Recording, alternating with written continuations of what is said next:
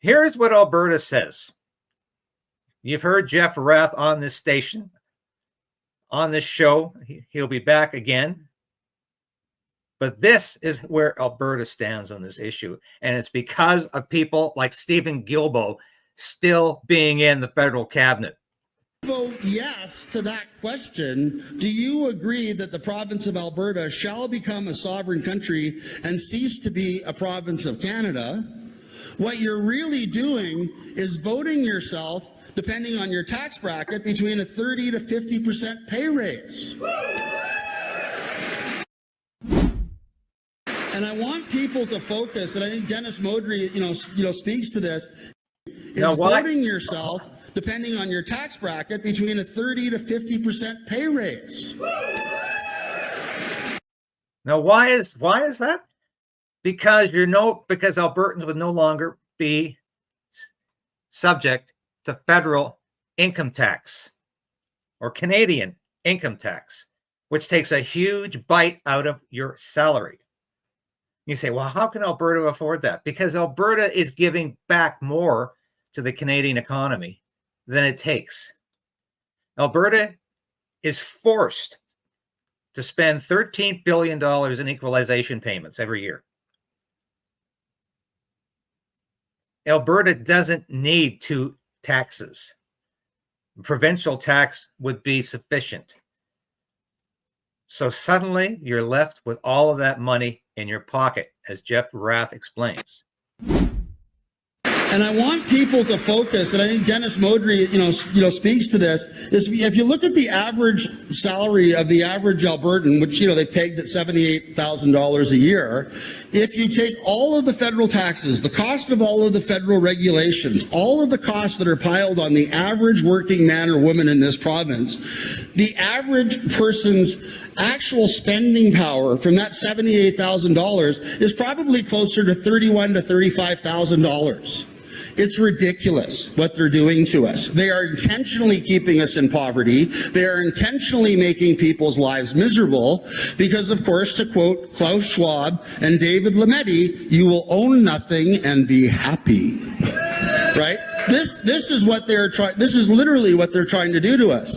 But in a new Alberta tax, in a new Alberta tax regime where we have a 10% flat tax on income, a 10% flat tax, on corporations, a doubling of our oil and gas output, so that the entire economy in this province is thriving. We could easily afford those tax levels, and the average take-home pay of the person making $78,000 a year would increase from $31,000 to $35,000 to $65,000 to $70,000.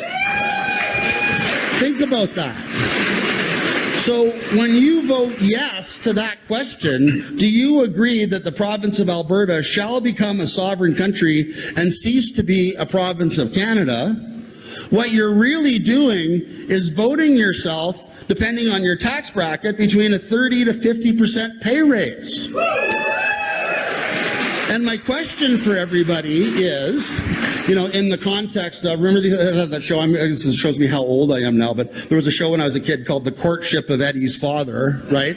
So, let's call it The Courtship of Danielle Smith, with Mark Carney coming to Alberta with his little boxes of chocolates and making sweet little offers to her about, oh, I could make your life really better. I can't give you any pipelines, but I'll make vague promises as to energy mega projects that don't burn fossil fuels. Maybe I'll give you a couple million or a couple billion of your own dollars back to build hydrogen plants like the ones they have in Newfoundland, or whatever other stupid things Carney thinks he can bring to the table to entice Danielle Smith into selling out her own citizens, right? But on a going forward basis, what everybody has to understand, there isn't a goddamn thing, excuse my language, there is not a thing that Mark Carney can offer Alberta that is more valuable than a complete end to all federal regulation and all federal taxation in the province of Alberta.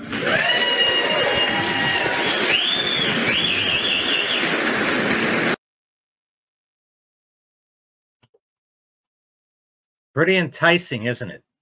And by the way, there's YouTubers out there who I think just take up a lot of space, who are questioning why Jeff Rath is a spokesman at all for Alberta independence. I'll tell you why. Because he knows his material. He's eloquent. He's educated. He's the chief legal counsel for the Alberta Prosperity Project. And the guy knows his stuff.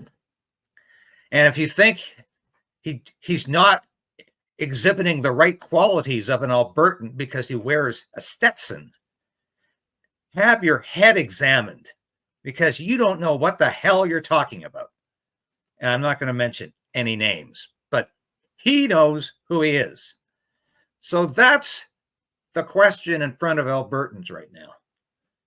You can save a whole lot of money, or you can play Mark Carney's game. And that's exactly what Mark Carney wants you to do. Thank you for watching this episode of Stand on Guard and being a part of the KRAYDEN'S Right channel. If you've watched this episode to this point, you've watched it all. And that's really important for a small station like this. We always say subscribe, hit the bell, be a part of the KRAYDEN resistance. Resolve to resist. That's what we're doing. And if you become a subscriber, if you're a supporter of this station or a member through Substack, through YouTube, and now you can be a local as well, that's so important to us because I couldn't do this without you.